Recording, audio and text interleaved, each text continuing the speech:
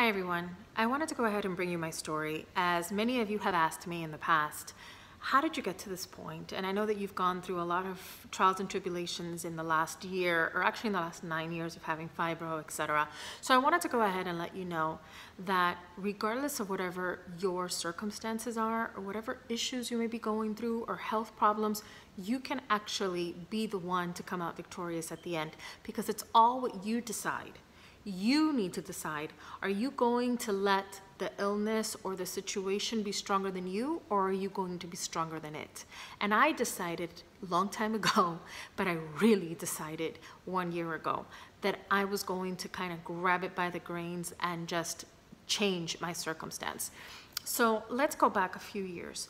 Since I was a child, honestly, I always had health issues. First, born with kidney situations, had bad kidneys, honestly, straight up until I was about 18 years of age, having one kidney that stopped growing when I was 10 years of age. Then I turned 23. I'm starting to plan my wedding. Very exciting time in my life. Guess what? I go to the gynecologist and they let me know, hey, you've got cancer in your ovary at 23 years of age. We're going to need to take that out and you may not have kids. Imagine how I felt. But you know what? Okay, fine. We'll deal with what we need to deal with. Went ahead, had my surgery, got married, went on my honeymoon, came back with my first baby. 2 years later, getting ready to have a hysterectomy, guess what? As they're doing all of my checks for my pre-ops, actually, for my surgery, they tell me, you know what, we can't have surgery because you're pregnant with baby number 2, which is my beautiful baby Alexa, which you saw just turned 15. Miracle babies, both of them. Yes, granted, after that, I did get pregnant 4 more times. All 4 times I did miscarry. It just wasn't meant to be. I was meant to have my 2 beautiful, healthy children, which I'm thankful for every single day. After that, let's see a few more things. Oh yeah, my thyroid. They said, you probably have cancer in your thyroid. Okay, let's take it out. We took it out. Benign, everything perfect. Up to now, I have had cancer, however, in that ovary that they had to remove at the age of 23. But did I let it stop me? No. I kept positive. I said, this is not going to break me down. I'm stronger than the situation. And I was. And thank God, everything was engulfed inside of that ovary. Nothing went anywhere else. Never even had to have chemotherapy or radiation. Thank God for all of this. After that, again, those operations and those miscarriages, my gallbladder had a cyst. The entire size of the gallbladder, had to have that removed. They said, honestly, in 1 more month, if you wouldn't have had to come into this hospital to have this DNC due to your miscarriage, you would have died from septic shock from that gallbladder, exploding, literally. Again, there was a plan. Not a problem. Move on, fighting all of this, working my way from first having my company for the first 10 years, which I opened up my company when I was 19 years of age, A Stylish Affair. Phenomenal company. I really, really do miss, of course, having that company, but it did grow and it grew really fast in those 10 years. And at that point, I had 2 beautiful little baby girls and I had had my health issues. And I said, you know what? I think that it's better that I put all of my eggs in one basket and I go work at a particular venue as a director of catering, as opposed to being everywhere. I had over 30 employees. Sometimes certain weekends I had 6, 7, 8 events going on at the same time. And I really just couldn't handle it at that point. So I sold my company off in pieces and I went to be the director of catering at the Sofitel, which is now the Pullman here in Miami. Was there almost 9 years. The year before that end, my fibromyalgia really took over. And for the first time, even through all these other obstacles I had gone through, I became bedridden. Practically could not get out of bed for anything, even to go to the restroom, even to take a shower on my own. I said, you know what? I'm putting it in God's hands. I'm going to do everything that I can. I'm going to go back to the workforce, even if it kills me. I just can't be this person because it's not who I am. After 10 months of being bedridden, I decided to go back to the Sofitel and I finished out my 9th year of being their director of catering. Started feeling better, little by little. More doors started opening. Next, I went to the Nobu Eden Rock, helped them go ahead and transition from Eden Rock into Nobu Eden Rock, do a grand opening, and have a multi-function property. Everything wonderful. At that point, I got headhunted by none other than Fisher Island, one of the most amazing properties in all the United States. The top 3% of the echelon, of the top of the top of the top, most wealthiest people live amongst those 750 units that are in that property, in that island, excuse me. And everything was going great, but I was still dealing with my fibro. I was still gaining weight every day. I had to take these medications, Cymbalta and Lyrica. Phenomenal medications, help tremendously with the pain. I have nothing negative to say about them. However, they both have a very big side effect, which is you gain weight. And the more weight that you gain, the more strain you're putting on your body. You're putting on your knees, you're putting on your joints, you're just putting on everything. And it makes it harder and harder to deal with the normal day in and day out situations that we have to go through, from, again, just getting up in the morning to being a functional human being. Okay. At this point, a very good friend of mine, Louis Molina from Fantasy Designers, reaches out to me and is like, you know what? I think that we should collaborate. I think you should come on board. If someday you decide that you need to go back to a venue, I understand, but I think we could really work very well together. And I took that opportunity, a massive risk, leaving again Fisher Island, but I went ahead and I did that. And I went to Fantasy Designers as his director of sales and marketing. And I've been there for up to recently almost 2 years. And honestly, it was a great 2 years, but it gave me what I needed at that moment in time, which was the ability to take control of myself and my body again. How I had a little bit more flexibility, and I was basically like a business partner with him and had that flexibility to deal with, I was able to take over my life. I turned 40 at that point, and I looked at myself in the mirror and I said, this isn't you. You're unhealthy. It kills you to go up a flight of stairs. You are about almost 70 pounds overweight. The tremendous pain that I was going through on a daily basis, again, on my joints, on my knees, the inflammation, everything that I was dealing with was just a little bit too much. And I said, you know, this may or may not work, but I'd rather die trying than not try at all. So I went ahead and I said, okay, let me really focus on getting healthy.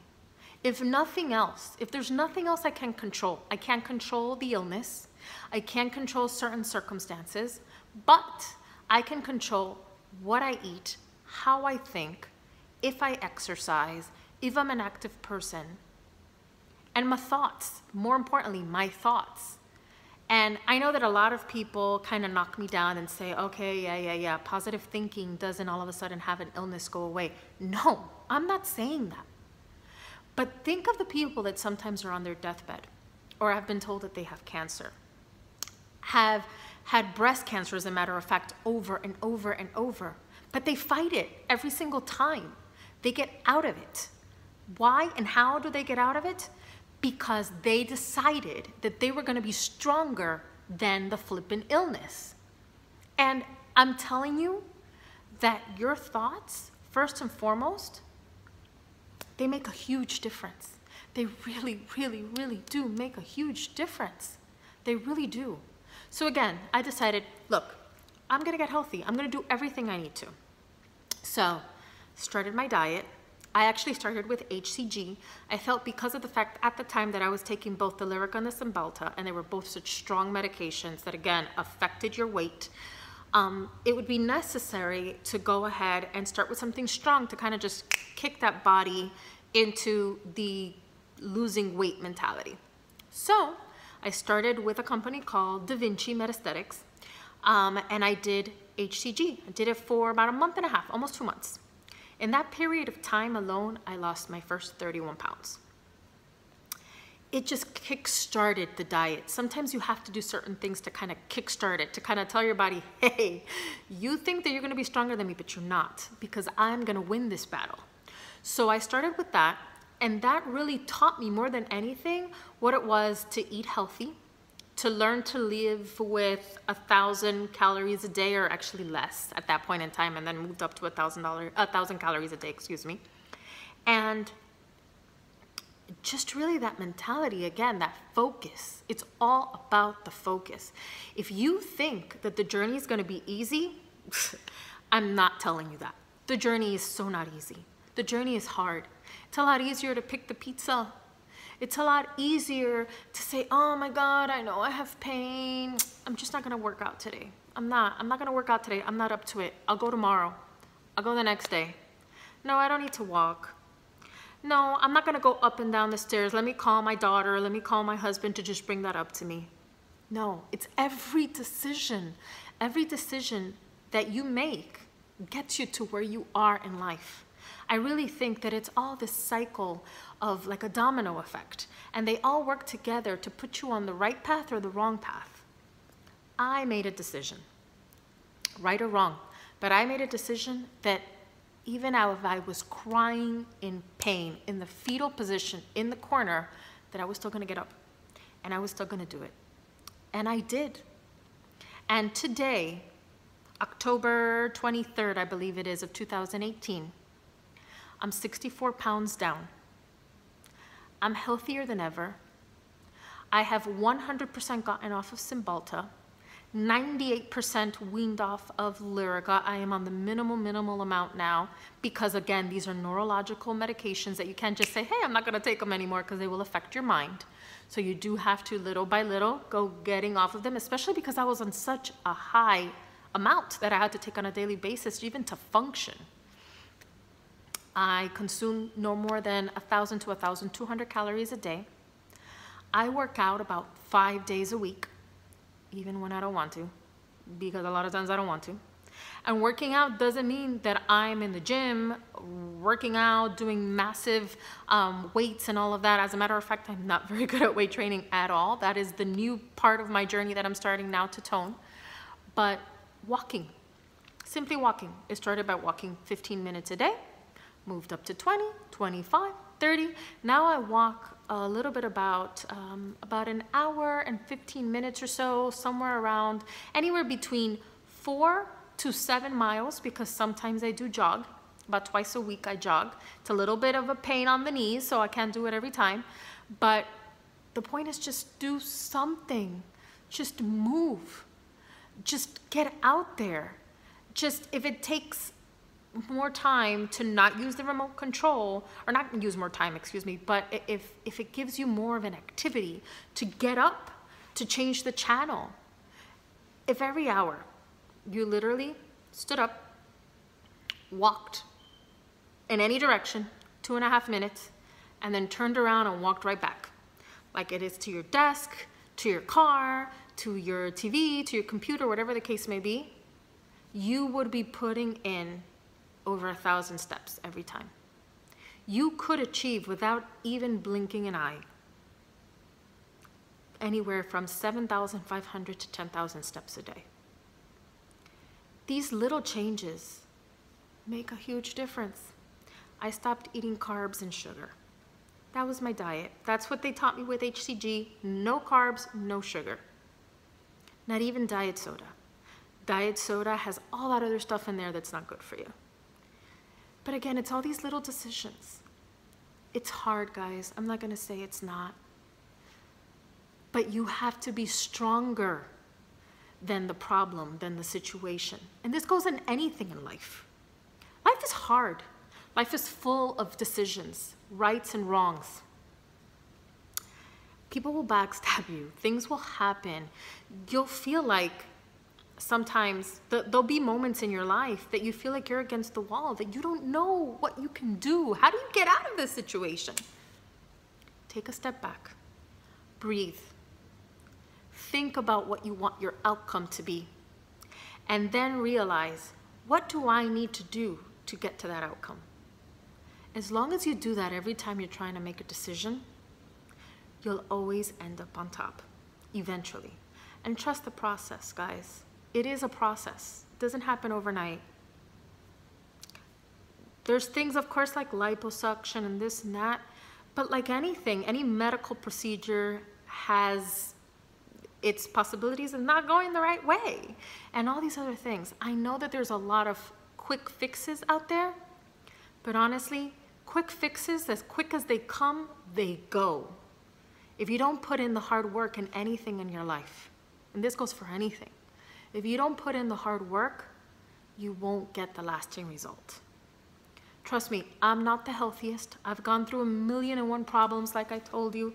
My kidney, my thyroid removed, my gallbladder removed, my ovary removed with cancer at the age of 23, 2 months before my wedding, 4 miscarriages, fibromyalgia for 9 years. It goes on and on and on and on. I feel like every time I go to the doctor, they have nothing but bad news for me, not good news. I don't really look forward to going to them so much anymore. But again, you just have to be stronger than what's happening to you. And if you are, there's no way that they can knock you down. You will always succeed. Thank you so much, guys, for listening to my journey and at least what I've done to be able to achieve what I've achieved so far. I'm hoping to come back to you guys within a month saying that I've lost those last 10 pounds. I went from a size 16, 18 down to a size 8. I feel healthier and better than ever. I don't say, or I won't say anymore that I cured fibromyalgia, because there's no cure. But I have at least 1,000%, not 100, 1,000% have it completely under control in my body. Whatever your circumstance, whatever your health issue, whatever situation, period, you're going through in your life, you have the ability to take control. Thank you so much for watching. Bye.